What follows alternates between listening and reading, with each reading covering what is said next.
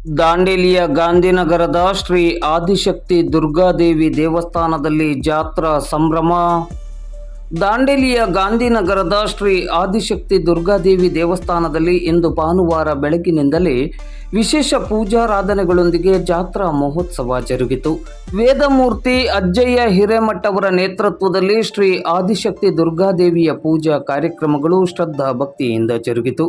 ಬೆಳಗ್ಗಿನಿಂದಲೇ ವಿಶೇಷ ಪೂಜಾ ಕಾರ್ಯಕ್ರಮ ನಡೆದು ಮಧ್ಯಾಹ್ನ ಮಹಾಪೂಜೆಯಾದ ಬಳಿಕ ಸಾರ್ವಜನಿಕ ಅನ್ನ ಸಂತರ್ಪಣೆಯು ಜರುಗಿತು.